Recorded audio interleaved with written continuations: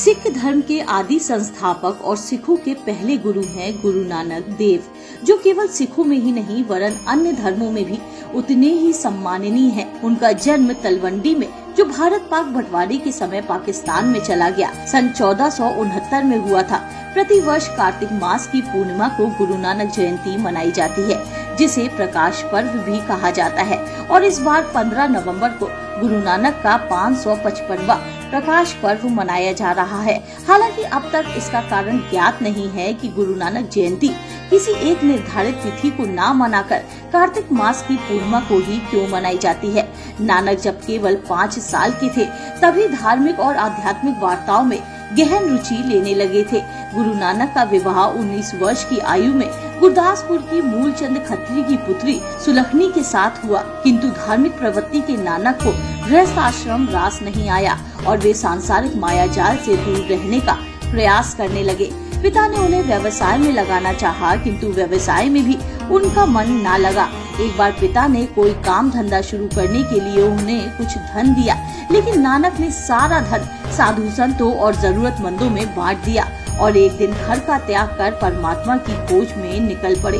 पाखंडों के घोर विरोधी रहे गुरु नानक की यात्राओं का वास्तविक उद्देश्य लोगों को परमात्मा का ज्ञान कराना, किंतु बाहरी आडंबरों एवं पाखंडों से दूर रहना ही था। वे सदैव छोटे बड़े का भेद मिटाने के लिए प्रयासरत रहे और उन्होंने निम्न कुल के समझे जाने वाले लोगों को सदैव उच्च स्थान दिलाने के लिए प्रयास किया। गुरु नानक को एक बार भागो मलिक नामक एक अमीर ने भोजन के लिए अपने घर आमंत्रित किया, लेकिन नानक जानते थे कि वह गरीबों पर बहुत अत्याचार करता है, इसलिए उन्होंने भागो का निमंत्रण स्वीकार नहीं किया और एक मजदूर के निमंत्रण को सहर्ष स्वीकार किया। भागो ने इसे अपना अपमान मानते हुए गुरु नानक को खूब खरी खोटी सुनाई तथा अपमानजनक शब्द कहे, लेकिन नानक ने सरल शब्दों में उसे कहा कि तेरी कमाई पाप की कमाई है, जबकि इस मजदूर की कमाई मेहनत की कमाई है। भागो यह सुनते ही भड़क उठा और गुस्से में फुफकारते हुए कहने लगा कि तुम अव्वल दर्जे के पाखंडी और नीच कुल के हो, तभी तो नीच कुल वालों के ही निमंत्रण स्वीकार करते हो। इस पर गुरु नानक ने जवाब दिया कि मैं वह भोजन कदापि ग्रहण नहीं कर सकता जो गरीबों का खून चूसकर तैयार किया गया हो।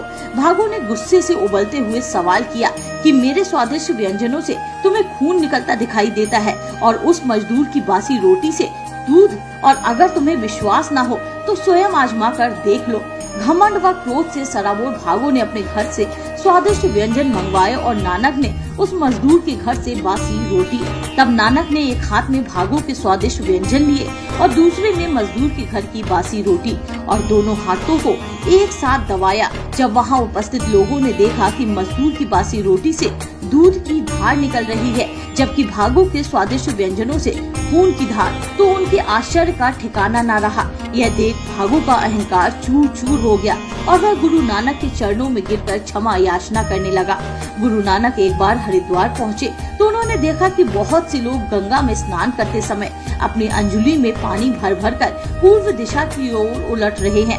उन्होंने विचार किया कि लोग किसी अंधविश्वास के कारण ऐसा ना कर रहे हो। तब उन्होंने लोगों को वास्तविकता का बोध कराने के उद्देश्य से अपनी अंजुली में पानी भर भर कर पश्चिम दिशा की ओर उलटना शुरू कर दिया। जब लोगों ने काफी देर तक उन्हें इसी प्रकार पश्चिम दिशा की ओर पानी उलटते देखा तो उन्होंने पूछ ही लिया कि भाई तुम कौन हो और पश्चिम दिशा में जल देने का तुम्हारा क्या अभिप्राय है। नानक ने उन्हीं से पूछा कि पहले आप लोग बताइए कि आप पूर्व दिशा में पानी क्यों दे रहे हैं। लोगों ने कहा कि वे अपने पूर्वजों को जल अर्पित कर रहे हैं ताकि उनकी प्यासी आत्मा को तृप्ति मिल सके। इस पर नानक ने पूछा कि तुम्हारे पूर्वज हैं कहाँ? लोगों ने जवाब दिया कि वे परलोक में हैं, लेकिन तुम पश्चिम दिशा में किसे पानी दे रहे हो? गुरु नानक बोले कि यहाँ से थोड़ी दूर मेरे खेत हैं, मैं यहाँ से अपने उन्हीं खेतों में पानी दे रहा हूँ। लोग आश्चर्यचकित होकर पूछने लगे, खेतों में पानी? पानी खेतों में कहाँ जा रहा है? यहाँ तो वापस गंगा में ही जा रहा है और यहाँ पानी देने से आपके खेतों में पानी जा भी कैसे सकता है? गुरु नानक ने उनसे पूछा कि यदि पानी नजदीक में ही मेरे खेतों तक नहीं पहुँच सकता तो इस प्रकार आपके द्वारा दिया जा रहा जल इतनी दूर आपके पूर्वजों तक कैसे पहुँच सकता है? लोगों को अपनी गलती का एहसास हुआ और वे गुरु के चरणों में गिरकर प्रार्थना करने लगे कि उन्हें सही मार्ग दिखलाए, ताकि जिससे उन्हें परमात्मा की प्राप्ति हो सके। गुरु नानक सदैव मानवता के लिए जिए और जीवन पर्यंत शोषित व पीड़ितों के लिए संघर्षरत रहे।